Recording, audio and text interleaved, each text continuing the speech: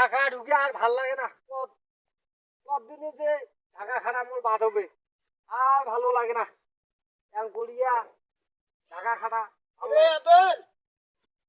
দুলে ভাই, আরে কুড়ি জামান আছিস? ও আর কর না, ঢাকা মোর তো ওই যে 12 মাসে আমি ঢাকা খাটাম। আরে 12 মাস ঢাকা খাটিয়ে কোনো কাজ করতে পারছিস রে? একটু কাজ তো করবে নাই কিন্তু এলাকাত দেখো কোনো কাজ আছে এলাকাত?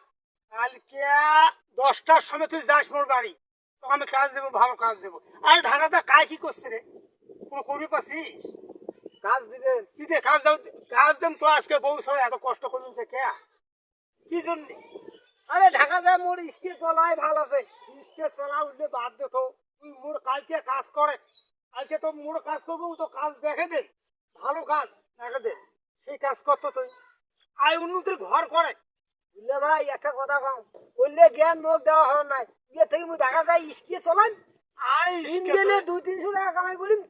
আরে তুমি খাওয়া দেয় অভাব আছে, পকেট খরচ খরচ থেকে অভাব নাই। সেদিনকে গেছো তোর বাড়ি, তোর বউটা কষ্ট দেখছো, খাওয়া পোয়া লেখাপড়া কিছু করে নাই।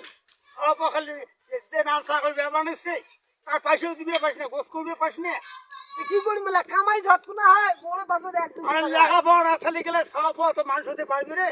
হয়েছে বললে জ্ঞান মুখ আর দেওয়া হবে না।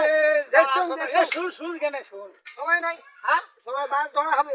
আরে বাস বাস দেওয়াই খাবি, ধরা নিবি। বাস না ধরলে বাস কি হাঁটি যান ঢাকা? আরে টাকা বেশি আছে সাথে রে? আরে বুঝুন নাই, বাসের উপরে চড়িম 300 টাকাতে মুখ ঢাকা নিয়ে ওরে যাবে। দশা বাসের উপরে যাওয়া যাবে না। ঢাকা ঢাকা। আরে দিন সময়টা খারাপ। আসেন, সময় নাই। কি করবো রে, দেখা হয়েছে।